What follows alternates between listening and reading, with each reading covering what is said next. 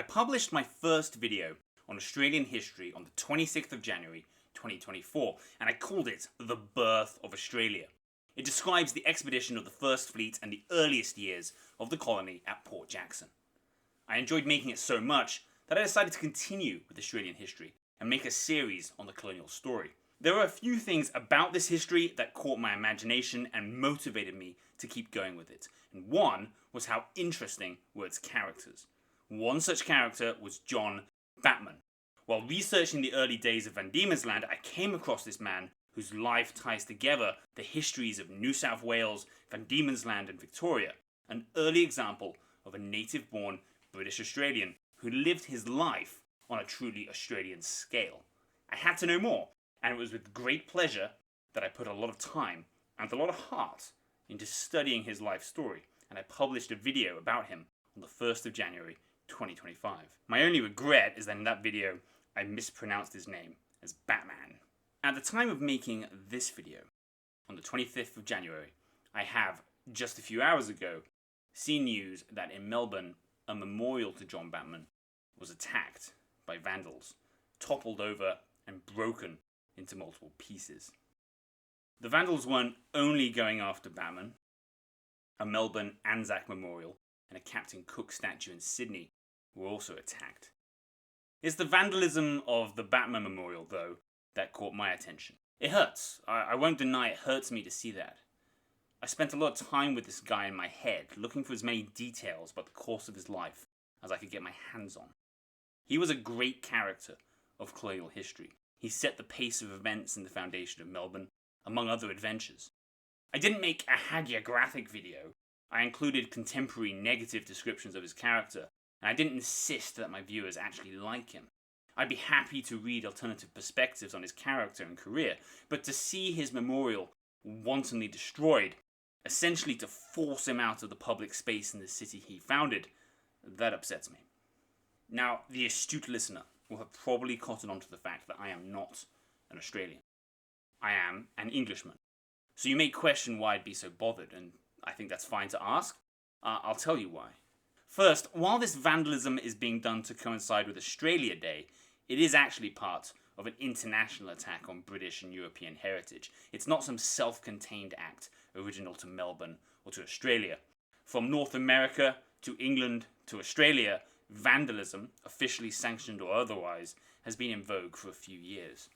If the phenomenon is global, then it is reasonable for us to globally defend against it. Second, history is a common heritage. It is shared to some extent with all mankind, but also bilaterally or with groups of nations. An example from my country would be the Tower of London. This fortification was built by William the Conqueror, a foreigner who invaded my country and oppressed my people. He built the tower to keep control of his new capital. It is a symbol of repression. Let's imagine the English got it into their heads to tear it down. All evidence of Norman occupation must go. That would be a crime against their own history. But in this scenario, I think France would be very justified to complain, vocally and loudly, against their behaviour. The Normans were French, more or less, so the tower has a French connection. It is part of French history as well as English history. But besides the French, the whole world would be justified in criticising us. Whatever its origins, the tower is a symbol of London that many people around the world want to visit. They care about it. Now you may say the Batman Memorial is a much more meagre thing than the Tower of London. Now, besides the fact it was built in 1881 and thus had been there more than half the time British Australia has existed and longer than the Australian state, Batman's memory is not the exclusive property of whoever happens to live in Melbourne today.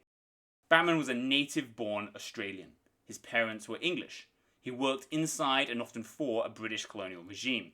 The people who set up that monument were British Australians who wanted to commemorate British Australian history. The history of Batman is British history, my history, in some sense. So besides my personal attachment to the memory of John Batman, I do think this was an attack on my culture, on my history, even if it is more directly an attack on Australian history, which I'm in no way trying to take away from modern Australians. But no one has the right to determine for the whole world and for all time that this or that part of history can be destroyed. I don't have any illusions about convincing people who support historical vandalism to change their minds. What I want is to speak to everyone, anywhere in the Western world, British or Australian or otherwise, who is opposed to this kind of barbarity, who cherishes our history and respects its material legacy. I will say this: we're going to see more vandalism before we can put a stop to it.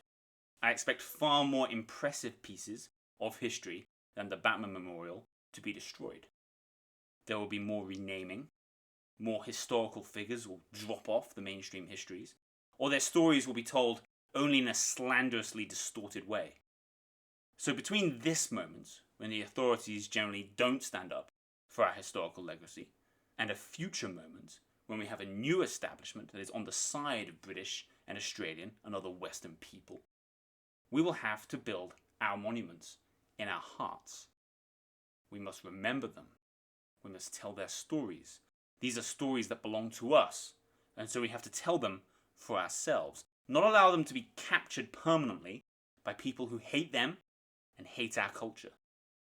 The videos on my channel are my way of doing that, but even just reading the history is important. Now that needs to include older histories, because you can't depend on the current zeitgeist.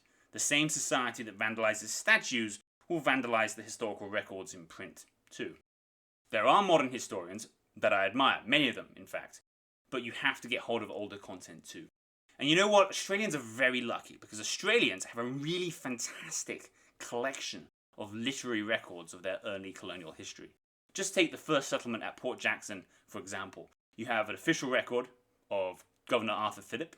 You have the account of David Collins, who would go on later to be governor of Van Diemen's Land.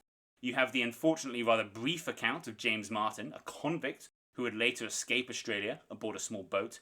And there's my favourite, the narrative written by Watkin Tench, a really wonderful book, or actually two books. He was a very perceptive man and a sympathetic writer.